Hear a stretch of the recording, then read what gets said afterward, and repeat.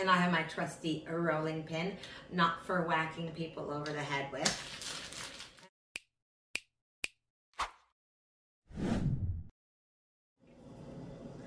Hello everybody, and welcome back to my kitchen. My name is Christy, spelled with an E, and I am trying something new. I am going to try my hand at making pemmican. What is pemmican? Pemmican is one of the oldest forms of preserving food. It's dried meat and fat. That's the only two ingredients. I have some ground beef along with some ground heart. It's a ratio of about 4 to 1 pound ground beef and about a 1/4 pound of ground heart. I ground the heart myself in my food processor a little bit earlier. And what we are going to do is we are going to dry this out using pretty much the same method that I do for my jerky. I'm going to start with parchment paper.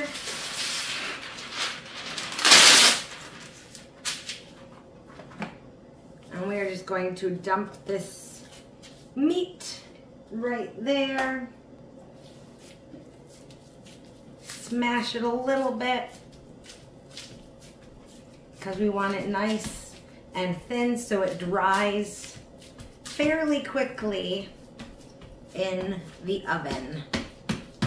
It doesn't have to be any uniform shape. Let me wash my hands.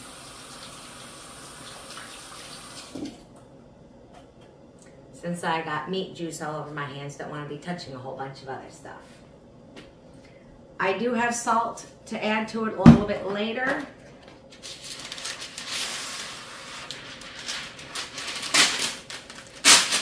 Another piece of parchment paper on top. And I have my trusty rolling pin, not for whacking people over the head with. And I'm just going to roll this out as fairly thin as I can. Try not to make it get too wonky of a shape so that it'll fit on my baking sheet. But we want to get it fairly thin so it dries decently quickly. And by decently quickly, I mean a couple of hours.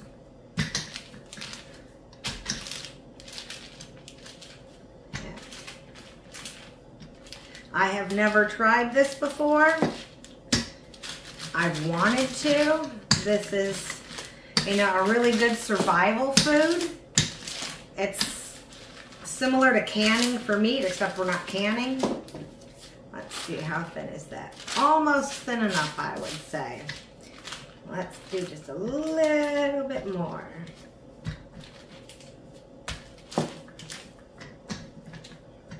We want it to dry fairly evenly.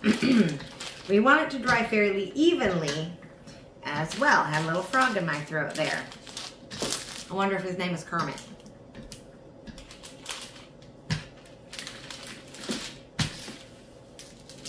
Now I may have made this a little too wide. Let's check. I've got my rack here. As you can see, yes, I have gone over where my rack fits. So, we are going to go, all right, we need to cut you off about there and move you up here a little bit. I'm just gonna play around with it until we get it about how we want it. So let's see. And we want to take a little bit off of this side. We'll cut a little bit there and a little bit there. Like I said, we don't want to go too far off of the rack there. I'm going to add a little bit of this back to the middle because I know the edges would end up getting even thinner than where I want them to be. And we want it as uniform as we can get it. Come on, give me that little bit there. A little bit there.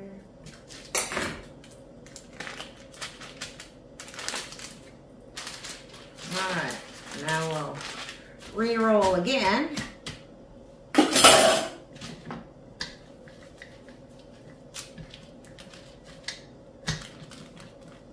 I guess I should have measured that first. Well, as they say, live and learn and then get loves.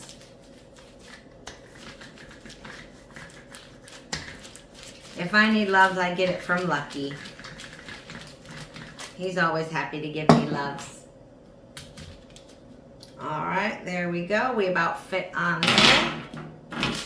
This is not dirty since we only used it on the parchment paper, so that does not need to be washed. And peel back this layer, and since we're not trying to be wasteful, I'm going to use this layer on my baking sheet right here.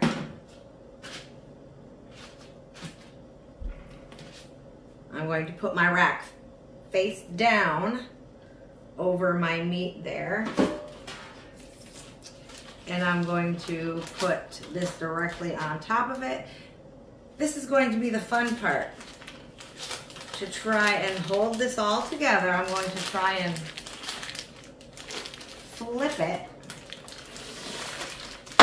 Oh my goodness, it worked. Ah, something worked the first time, yay! And we're going to peel off this sheet, and this one I will throw out.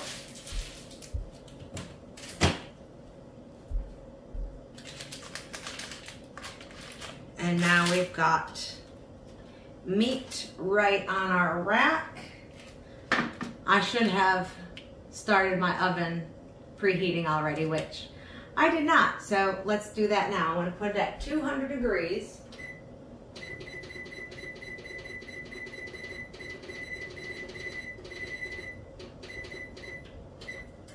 Make sure there's nothing in my oven.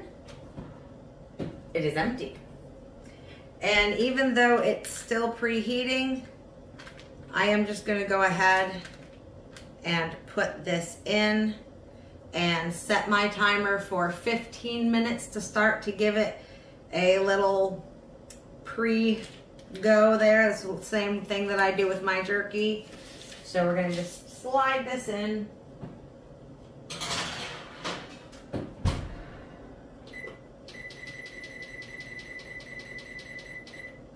We'll do it for 16 minutes. When that beeps, we'll take it out, take a look at it, and adjust the temperature and keep going and get it all dried out. Our timer has beeped, so let's look in the oven and see what our meat looks like. It's getting there. Let's see. Feels a little bit leathery, still kind of greasy, if you can see on my fingers there. So we are going to put it back in. Well, shut the door, it's already in there. And we are going to do that again. Go back down to 200. And we are going to do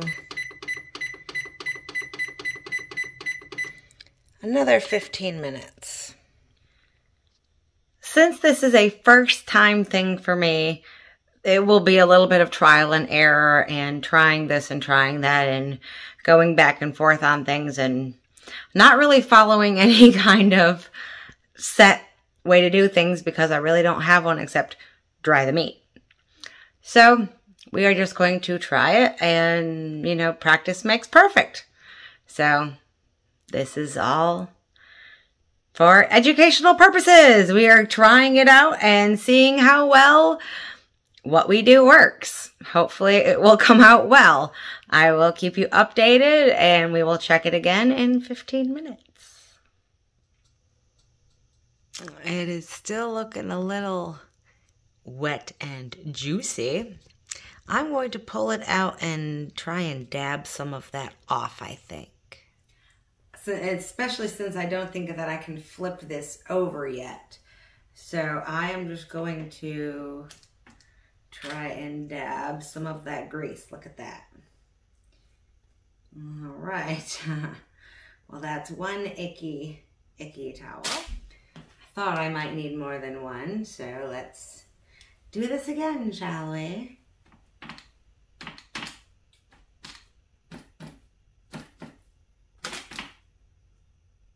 Cool.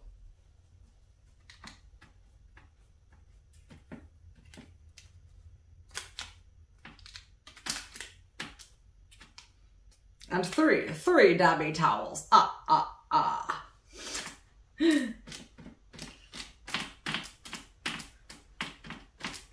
And like I said, this is my very first time trying this, so I have no idea how juicy it was going to get. So I don't know if I could...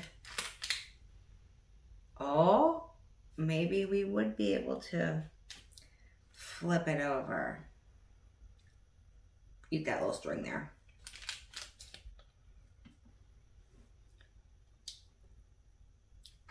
I don't want to rip it into pieces. Debate, debate, debate. All right, we are going to try and flip this very carefully, and we did it. Yay. Icky hands.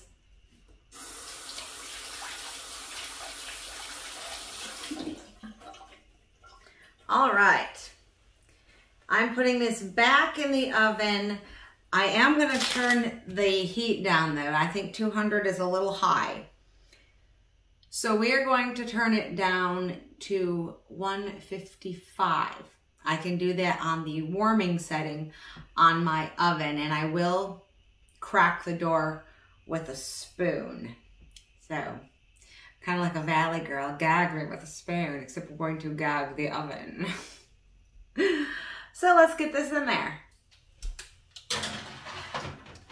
In we go.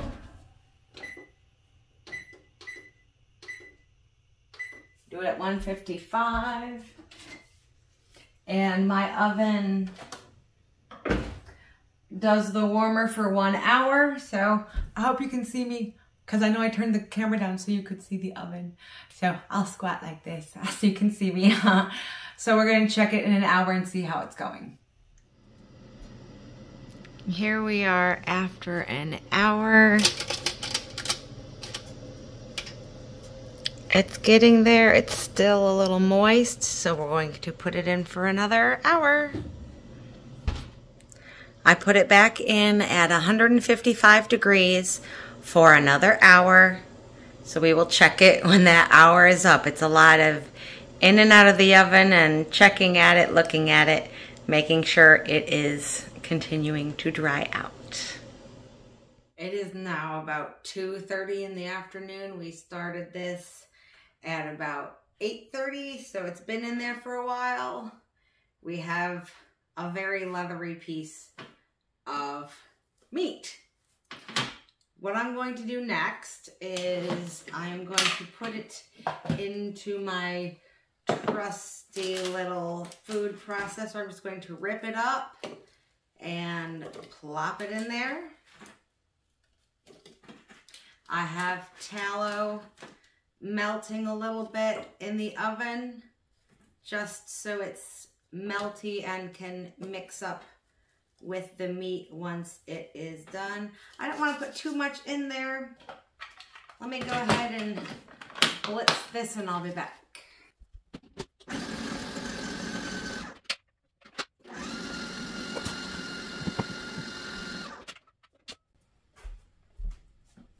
All right, our ground beef and heart has now been blitzed.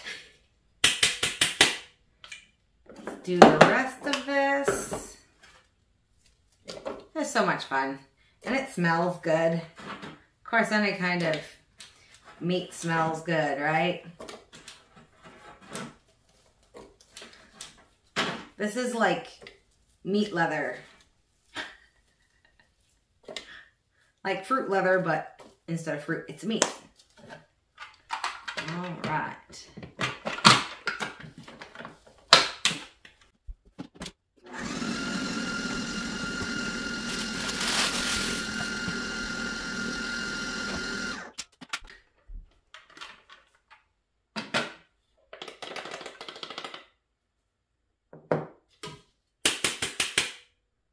There we go. So now we have this bowl full of ground up dried meat. I am going to add just a little bit of salt in here. Not a ton, but just a little bit.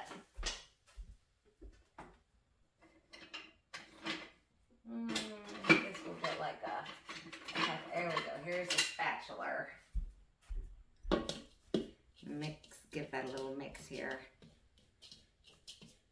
So the ratio for the tallow in here, and you could use lard as well. Butter is not recommended, just tallow or lard. But it's about 2 tablespoons to every ounce of meat or so. Or to every 4 ounces, excuse me. So 2 tablespoons to every 4 ounces.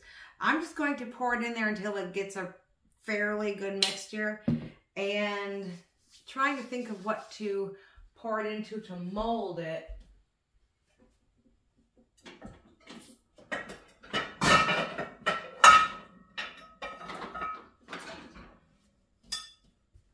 I have this beautiful, I believe this is Fire King. Is this Fire King? Can't read it. Yes, Anchor Hocking Fire King. Beautiful piece that I found at a Goodwill. So we are going to put it in there. Let's check the tallow. It's fairly melty.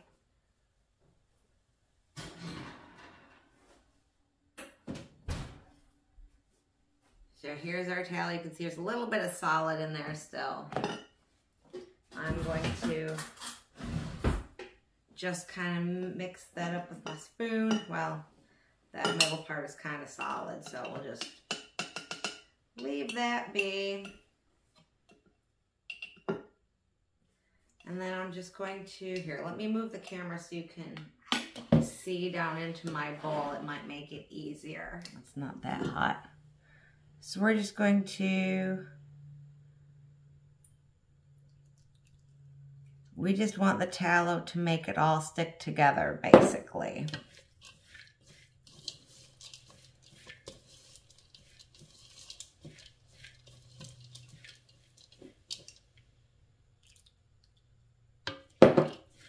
We don't want it too wet or, you know, tallowy, because tallow does solidify, which is what it will do after a little while here.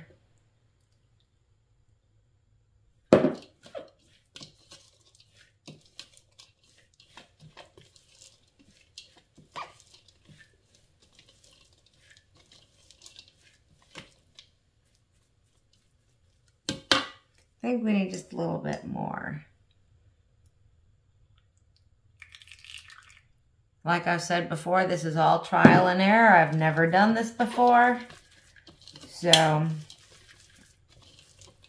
we shall see how it works. But this makes a very good survival food. It does not need to be refrigerated.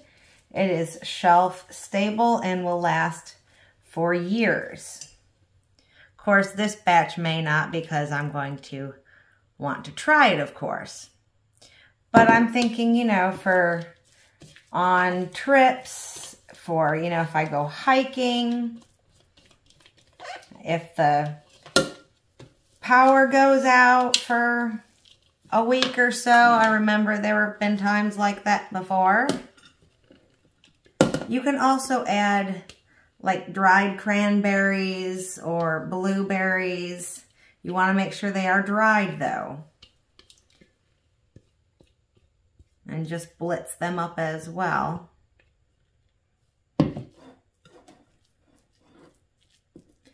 So I guess we'd call these carnivore granola bars, even though there's absolutely no granola in them. So I'm just going to smush it down in my pan.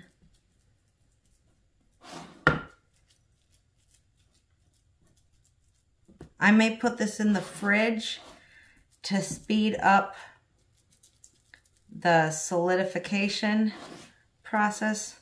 Look at me, my big words. I'm using big words.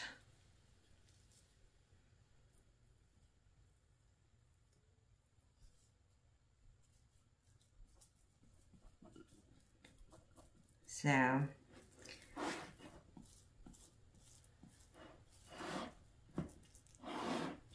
and then I can store this in a jar. I'll cut it into pieces and all that.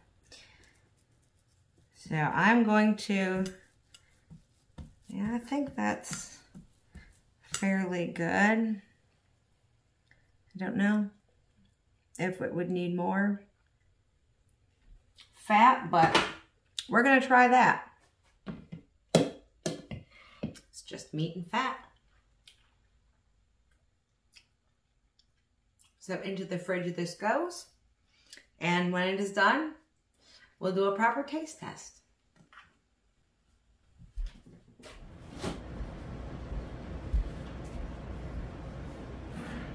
I have the hubby here for a taste test. I have it cut. I cut 2 little pieces. Ooh, it's a little crumbly, so I might need to add more tallow to it, but let's try it. Ready?